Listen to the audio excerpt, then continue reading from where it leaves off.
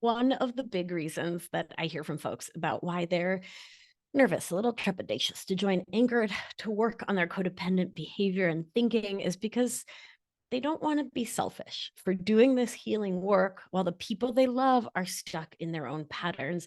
They're suffering, they're buffering, and I get it. But the truth is, when we're constantly looking outside of ourselves for validation, for someone else to prove our worthiness to us, for someone to say the exact right thing at the exact right time, or we're going to shut down or get angry, when we're looking for our partners who read our mind, to not just do the dishes, but to want to do the dishes. When we take things, I'm just laughing at myself because I've been there. When we take things really personally and we make everything about us and how we are not loved and not lovable, we're already being self-absorbed and selfish in an unhealthy way, right? Meanwhile, what we're not being is full of capital S self, meaning we are not standing in our authenticity. We're not saying, this is who I am and what I want and need matters.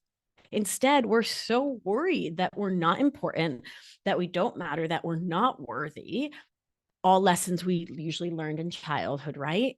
And so we make everything in the world about us, even if it isn't, because we're so worried that we don't matter.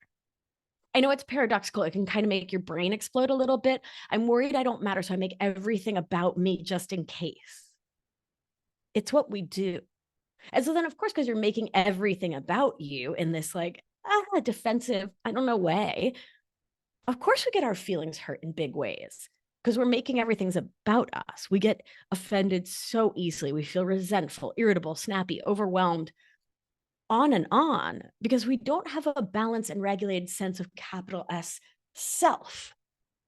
And we're likely not setting healthy, supportive boundaries so that we can stand in our authenticity instead of feeling like a doormat, living from obligation, taking care of others because that's the Chihuahua shaking. He has no boundaries.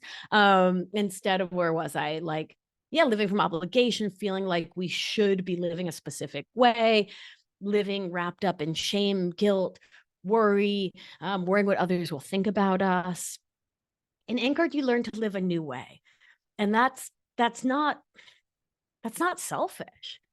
It's you saying my self matters. And so I'm going to focus on me. I'm going to give me some primacy for a change. And from that focus on self, we're less defensive, we're less reactive, we're less irritable, we're less like this at the world. So we can be more like this, more giving from our full open heart. I will also say, like, the piece of like, I don't know, I feel like worried or like, I don't know, guilty about taking care of me when like my people still, like my sisters or my siblings or my parents, my mom, whatever, they're still suffering, right? Like they're still like in it.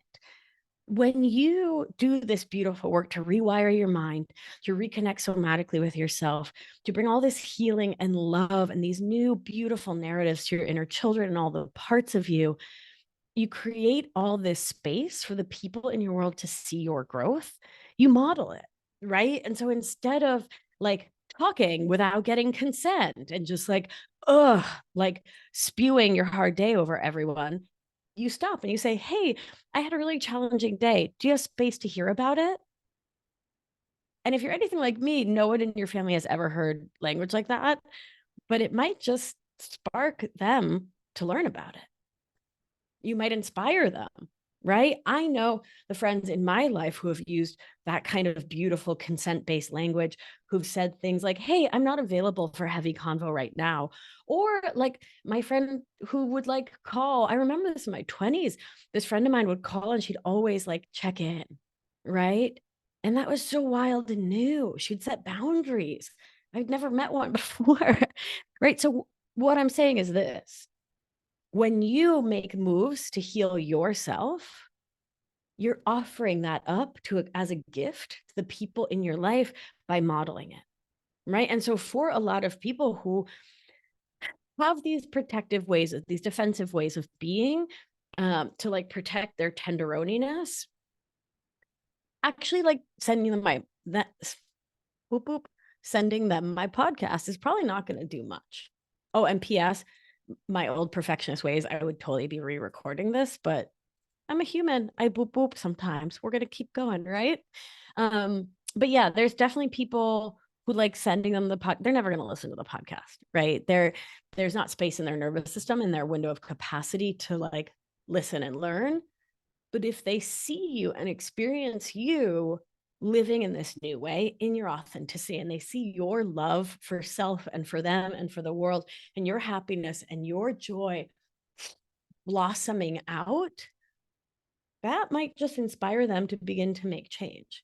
So remember, when one of us heals, we help heal the world. I say it each and every week because I believe it in the deepest core of my body, in the deepest reaches of my soul. And so I really want to encourage you to give your healing import and not make it a, there's also no scarcity here, right? Like just because you're healing and growing and rewiring, you're not taking away from anyone else. That's just not what's happening.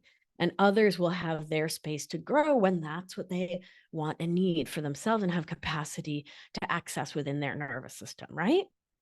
So, you taking care of yourself, you doing Anchored is not selfish in some bad way. It's a beautiful gift to yourself and the world.